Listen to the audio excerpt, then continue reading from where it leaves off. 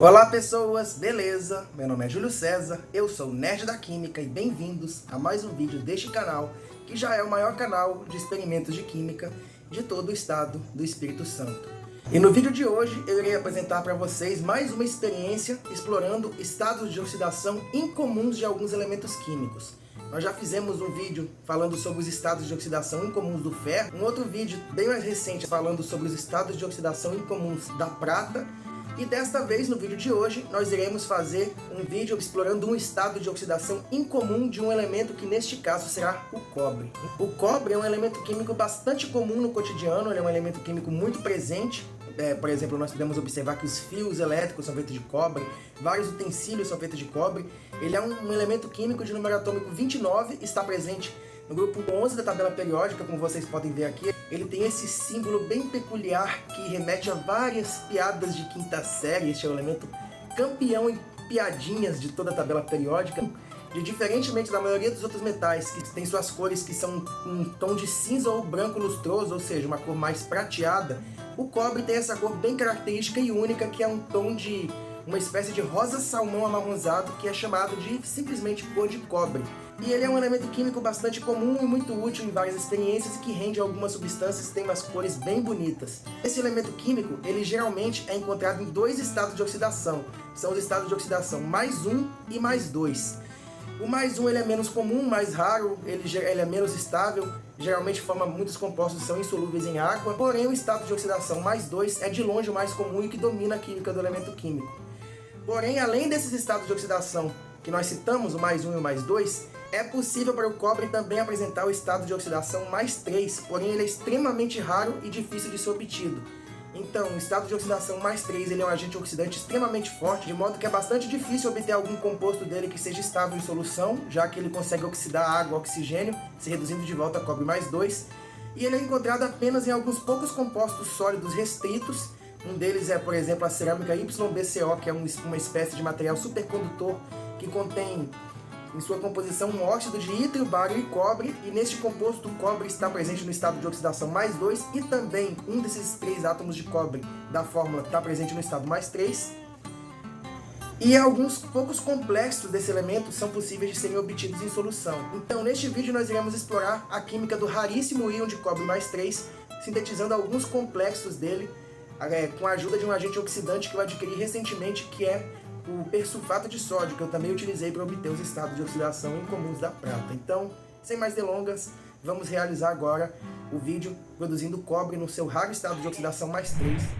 Para começar nossa experiência, nós vamos produzir o complexo de cobre trivalente com o íon ortoperiodato. Colocamos aqui um pouco de solução saturada de metaperiodato de potássio e em seguida colocamos um pouco de hidróxido de sódio para deixar o meio fortemente básico.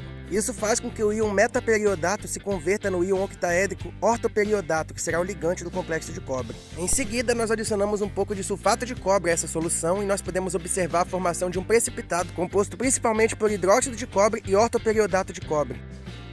Por fim, nós iremos adicionar a essa solução o nosso agente oxidante, que é o persulfato de sódio, que é um agente oxidante bastante poderoso, capaz de oxidar o cobre +2 para cobre +3. Colocamos aqui um certo excesso estequiométrico para garantir que a reação aconteça, porém a quantidade ideal seria metade da quantidade de íons de cobre presente na solução. Então nós levamos essa mistura ao aquecimento para acelerar a reação. Durante o aquecimento, os íons persulfato, que contém uma ponte peróxido, sofrem uma quebra, produzindo dois íons radicais sulfato. Esses intermediários são radicais livres extremamente oxidantes e reativos e são uma das poucas espécies químicas capazes de oxidar o cobre +2 para o raríssimo cobre +3. E uma evidência dessa reação química é a mudança da cor da solução, que passa de esverdeado para uma forte cor laranja. Os íons radicais sulfato formados na quebra do persulfato oxidam o cobre +2 a cobre +3 e este meio fortemente básico forma um complexo com os íons de hidrogênio ortoperiodato. E este é um dos raros casos dos íons de cobre +3 formando um complexo estável em solução aquosa. E nós vamos também efetuar uma outra reação, dessa vez utilizando um outro ligante para formar um complexo de cobre. Neste caso, é a metformina. Assim como nós vimos no vídeo anterior do estado de oxidação incomuns da prata. Colocamos um pouco de solução concentrada de cloridrato de metformina no tubo de ensaio. Em seguida, nós adicionamos hidróxido de sódio para alcalinizar o meio e de forma a desprotonar a metformina e obter assim a metformina base, que irá formar o complexo com cobre. Então, nós adicionamos aqui o nosso sal de cobre, sulfato de cobre, colocamos uma pequena alíquota dele dentro do tubo de ensaio e nós podemos observar uma coisa bem interessante, que é a formação do complexo de cobre mais 2 com a metformina, que possui essa cor púrpura bem intensa. E assim nós inicialmente obtemos o complexo de cobre mais 2 com a metformina, nós estamos vendo a estrutura molecular dele aqui, e em seguida nós vamos adicionar o persulfato de sódio, que é um agente oxidante, e imediatamente ele oxida o complexo de cobre mais 2 com metformina para um complexo de cobre mais 3 com metformina. Nós podemos observar a mudança de cor de púrpura para alaranjado, que é a cor do íon cobre mais 3 em solução, na forma de complexos. Tanto o íon de cobre mais 3 como também o outro raro íon de prata mais 3 são capazes de formar complexos estáveis com compostos do tipo biguanida, como por exemplo a metformina, em solução aquosa em meio fortemente básico. Nós podemos observar essa espuma na superfície, que é formada por minúsculas bolhas de gás oxigênio que são liberadas em uma reação colateral de decomposição do persulfato. E aqui nós temos a estrutura molecular desse complexo de cobre mais 3 com a metformina e também nossas duas amostras dos raros compostos de cobre mais 3 que nós obtivemos neste vídeo. Então, como nós podemos observar neste vídeo, o íon de cobre mais 3 ele é muito difícil de ser obtido. Apenas na presença de agentes oxidantes extremamente fortes nós podemos conseguir oxidar o cobre a esse estado de oxidação.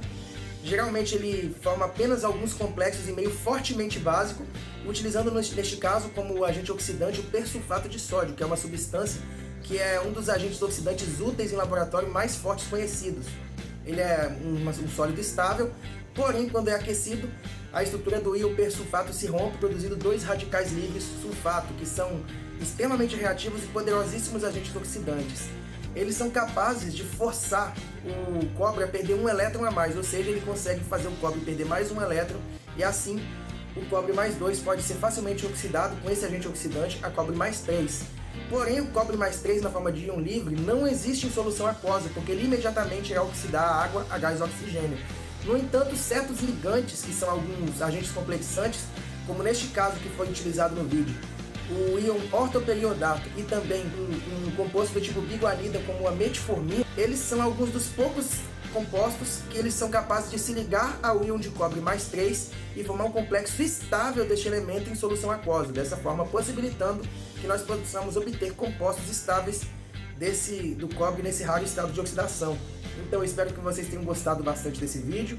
Peço a vocês que inscrevam-se aqui no canal, curtam e compartilhem esse vídeo para que ele possa chegar ao máximo em todos os lugares, para que esse canal possa se popularizar para todas as pessoas que desejam aprender essa ciência maravilhosa. Muito obrigado pela atenção de vocês e valeu!